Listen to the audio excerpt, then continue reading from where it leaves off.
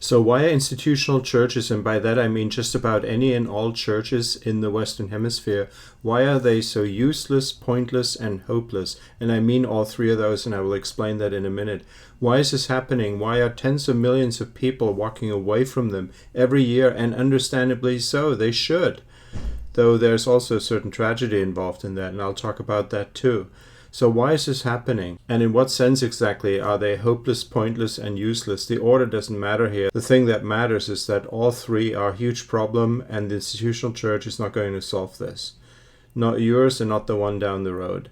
My name's Torsten Moritz. I'm a biblical scholar, and as such you might expect that I'd be all in favor of church. Well, I'm all in favor of a notion of church that's actually helpful in this world, and that actually connects us with the origination story and the conversion story of Christianity.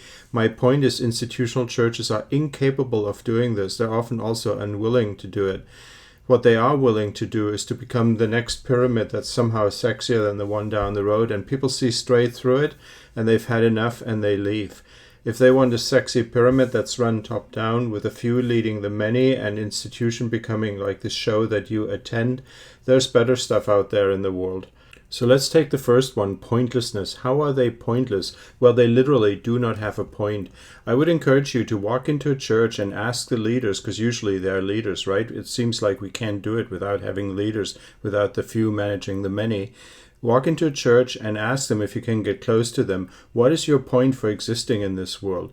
I assure you they'll have a very hard time answering it, because they see church almost like a flywheel that somebody once got the thing going and now it keeps spinning, and they're trying their best to keep it spinning, but it's not connected to anything. It's not like a flywheel in a vehicle that's somehow connected to the drive shaft and that keeps the thing going. There is no drive shaft, there is no vehicle, and everyone tries to keep it spinning and to become the next better pyramid compared to the one down the road. That is truly pointless. So what would be the point of having church by comparison or by contrast? Well, since the name of Jesus gets thrown around in these churches, it doesn't matter what church, big church, small church, denomination, free, independent, whatever, liturgical, charismatic, you name it. The name of Jesus gets thrown around a lot, either in the liturgy or in any kind of speaking on stage. So let's start there. From Jesus' perspective, what's the point of church? And here is where those leaders you're going to ask, what's your point, what's your reason for existing, and what's your reason for trying to keep the flywheel going even though it's not connected to anything, in other words, to the real world. What is your point? If you're asking that, they should be able to say the point is to connect us to the origin and conversion story of Jesus. And the best tool that we have for that happens to be the Bible, especially the New Testament, but you cannot understand that without the Old Testament. Now here's the thing. The way the Bible is treated in almost all of these churches, and you can walk into any random church. I travel a lot. I sometimes do this if it happens to be a Sunday morning. I walk in there, and within minutes you think, this is nothing. This is no connectivity to either the origination story or the conversion story to do with Jesus at the time. Jesus is not the one who converted, by the way. What he converted is this notion of God's people. And institutional churches are incapable of reflecting that. Let me explain to you what I mean by that. Jesus took a notion of God's people that was highly centralized and that was built on a holiness paradigm, where ritual is important and central leadership is important. Basically what you find in the Hebrew scriptures or in the Jewish scriptures or the Old Testament, whatever you want to call it. Let's not get hung up on the terminology here. It's the issue that matters. Jesus takes that kind of spirituality and radically turns it into something utterly decentralized, where you precisely do not have pyramids anymore, but you have these decentralized communities. In his days, they were just meeting in houses. Go to the book of Acts, for instance, and look up the word house. Now, that's a very simplistic exercise. It's not really serious interpretation, but it will show you one thing. The notion of God's people that Jesus was about was completely and utterly different from anything that came before. But for some reason, institutional churches are devoted to not going in that direction, but essentially going back to Egypt. I say this with apologies to Egypt. Biblically speaking, going back to Egypt means going back to the old ways. They're certainly not the ways that came out of the death and resurrection of Jesus. So what would be the way of being God's people wherever you are that is somehow connected to the Jesus story? It would be a way that is precisely not the pyramid, that is not top-down led. It would be a way that embodies a kind of spirituality that Jesus actually reflects, which is not ritualistic, but rather it's relational. And it does this thing at the point of pain in your world where you are. It doesn't matter what denomination your church is part of. Hopefully it isn't part of a denomination at all. It's just another distraction out there. Another way of trying to keep the flywheel going, even though it isn't connected to anything in the real world. And millions of people walk away because they understand that. The technical term they often use for that is deconstruction. People say, I've deconstructed from the faith. And we need to talk about that too, though maybe not in this video, maybe in the next one. What these church leaders, and I can't even accept that they are really leaders. I mean, they're managers of this event that you attend. That's all they are. But what they end up not being able to explain to you, try it and then report back to me, is what is their point in this world? How do they actually address the points of pain in this world? I mean, for starters, they're sucking people away from there. At least they're trying to do that. You have to kind of leave your world and go to this thing. And then they tell you, we are needed because this is where you worship Jesus. That's nonsense on so many levels. First of all, from a New Testament perspective, worshiping Jesus is not a function of church. It just isn't. If you disagree, show me. It's one of those made-up stories churches like to tell because they need some sort of point and they've clearly lost the original one. So their point is you come to church, you go to church, and you worship Jesus. Not a focus in the New Testament at all. Those churches did different things. Those churches were far more real than that.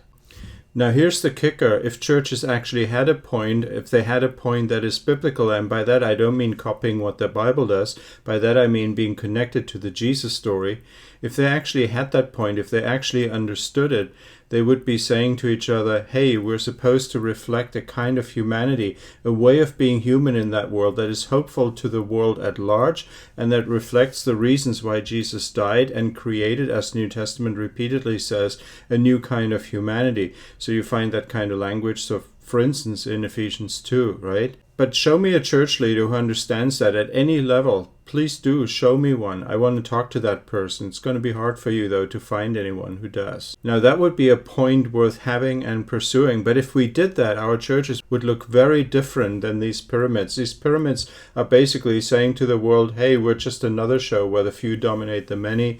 The few manage the many, and we call the thing church. And then we take these gifts in the New Testament, gifts, not offices, gifts in the New Testament, and we kind of reinterpret them into something like offices, and we pretend that the New Testament wants what we have today. That is BS, I'm sorry. So in that sense, churches are pointless. But secondly, they're also hopeless. I'll keep that one short. By that, I simply mean that they serve themselves. They are literally self-serving, and there's no hope in that. Remember the flywheel. And they're also hopeless in the sense that they're incapable of change. If you think your local church is worth saving, is worth changing, and you're working for it, you're praying for it and all the rest of it, good luck. It's not going to happen. And it probably shouldn't happen because it's hopeless. Why would you take a system, a way of doing church that is so fundamentally flawed it's beyond redemption? Why would you want to quote-unquote save that? You have to blow that system up and start over, and then you have hope. And biblically, there's a lot of hope in doing that. You basically have to do what Jesus did at the time, which was not very popular, and people still followed him because they realized that they had to deconstruct because their institutions were broken. Well, we're back in that very same place and have been for hundreds of years. If you have hope for your church, good luck. I don't think it's going to work out for you. Now, you might say, I don't need luck. We have God on our side. But what you're missing is God isn't interested in the system. God isn't interested in what your church represents. God isn't interested in the perfect pyramid.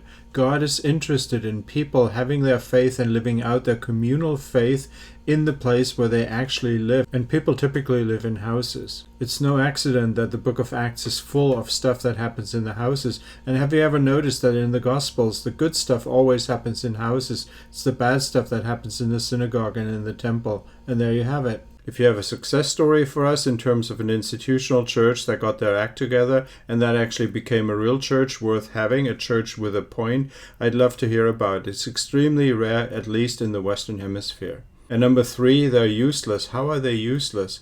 They don't serve the world. That's the whole point of being church, is to serve the world. But not the whole world, not to have this massive reach, not to attract people from farther away and all the rest of it. So they come to those events where they look at the stage, all looking forward, in one direction, and the few run the show. No, there's no hope in that. The only way churches can be useful is if they're actually reflecting that new kind of humanity that Jesus died to create. Remember Ephesians 2, among other places? That would be the usefulness, but they don't have it. And therefore churches do very, very little that is actually useful to the world. So in that sense, I think churches are pointless, they're hopeless, and they're useless, and all that because they're these pyramids, these top-down things, often with one person at the top, as if that position wasn't already taken. And actually the one who had that position, Jesus, is also the one who relinquished it and who said, where 2 or 3 are gathered in my name, I'm in their midst. So he's not even looking for that position himself. So we're putting pastors there. The whole thing is just such a disaster. It is vacuous, and this is why I'm saying churches are pointless, and they're useless, and they're hopeless. Tell me what you think.